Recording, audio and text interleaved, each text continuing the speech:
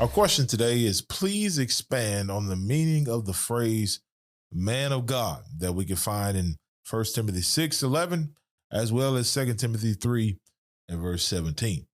Man of God. Okay, that's a number one is a nice phrase. It's an important phrase. That's so right. That's a good question. Yes, it is. So let's look at 1 Timothy 6 Okay. and verse number 11. Let's read that.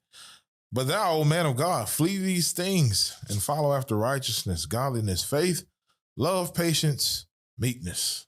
And then also in 2 Timothy 3, verse 17, which says that the man of God may be complete, thoroughly equipped for every good work. Right. And so what we see here in 1 Timothy 6:11 is it says, but thou, O man of God.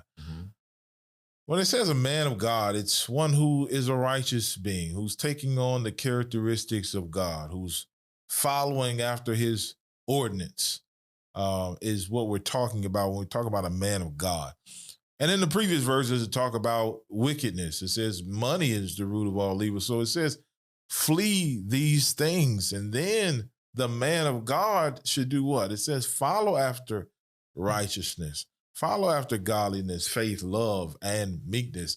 So that's what it's telling us there. And every time that it refers to the man of God, is it talking about one who will be found upright, who will be found trying to obey God's will. In fact, you make me think of Psalm 1, whenever he has that comparison there of the blessed man versus the wicked or the evil one. That's right. And so you see this comparison, which is very similar to what you just described happening there in the letter that Paul wrote to Timothy.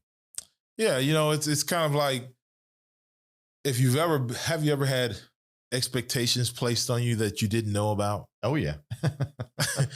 Is it fair to do that? No, it's not fair to do that. So that's what 2 Timothy 3:17 is letting us know. The man of God, right? The righteous man who's trying to follow in God's ordinance. Well, if you don't know his will and his way, how will you be able to do that?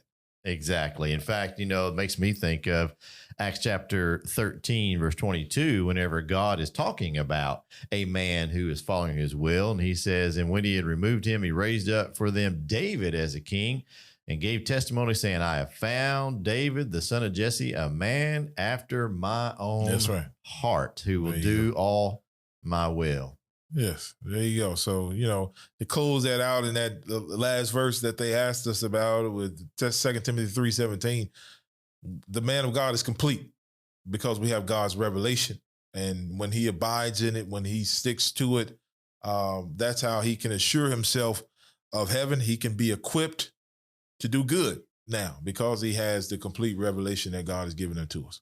Amen.